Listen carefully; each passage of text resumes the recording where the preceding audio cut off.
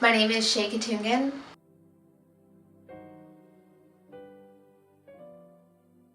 So I came into the program in 2012 of December. Like a month or two before that, I met Verna Gibson, the lady who leads the program of the SCHI Inc. And it was during a homeless awareness at the downtown Hilton. And I told her that I was graduating from or I was leaving Covenant House, and I told her the situation I was in, and I needed something more. And so what I really needed was to be pulled out of that environment and to be able to look at the situation that I really was in and be challenged to live independently.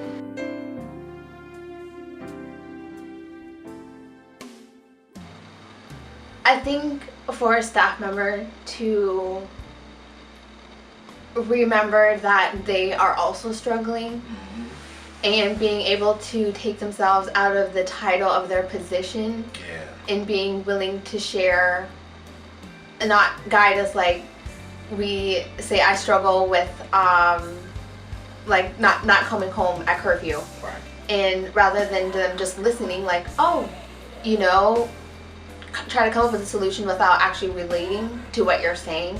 So being for a staff member to be able to take themselves out of their title of the position and willing to challenge themselves to relate to a youth and say, yes, I struggle with coming home late as well. This is what I do. And being able to share that experience but in an edifying way, to be able to come to a compromise and have the same understanding. Because for someone to have a title and not being willing to put yourself on your level to where you can understand what they're saying and why they're saying what they're saying without any judgment and with pure intentions. And so it is very important, and for that relationship and being willing to be a part of the solution of the goal where we're trying to go, rather than focusing on that one thing that person struggles with, because that's not the issue. The issue is where you want to be, and that's the difference with the L.I.F.E program.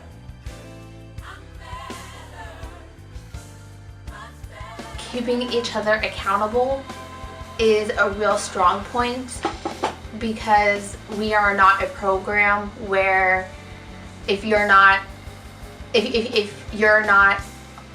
following the rules that you signed, where if someone breaks it, you just let them be. As long as it's not hurting you, you don't have to worry about it, and don't tell staff. And which in other programs, that's very clear. If you're not being actually like physically hurt, then don't worry about it. And then here, seeing the ripple effect of how I affect my peers is I see it firsthand.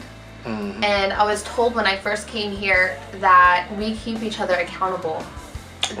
And when I say that is when you tell someone your word, you keep it.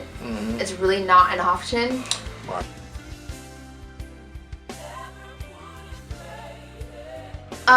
Concerning a shelter and living amongst like 13 or more people that struggle with the same thing you are, that can be a real challenge. It's a matter if you're just content doing what you want to do and not care, but there's still that desire in your heart where you know that there's something more and you see the potential that you have.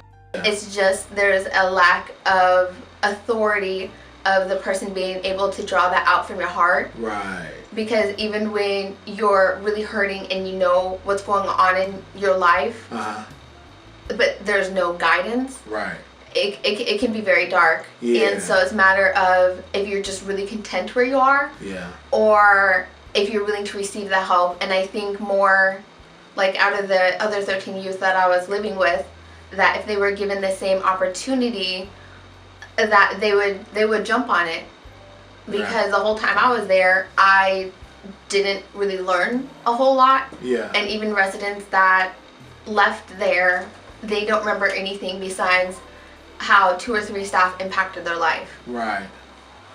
So I think if they're given this opportunity, they would take advantage of that. Yeah. But anyone who comes into the program, they hear that they're going to be challenged. Yeah. But to be pushed to your full potential. Yeah. Like, are you willing to do that? And those who get kicked out of the program or they willingly choose to leave, they're not willing to receive the help and to grow, because that's really what it boils down to. My name is Shae K, and I have no fear of success.